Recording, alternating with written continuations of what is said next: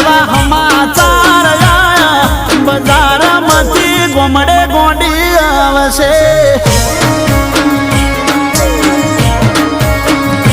ઘણી વાતો જોઈ તોય નથી આવી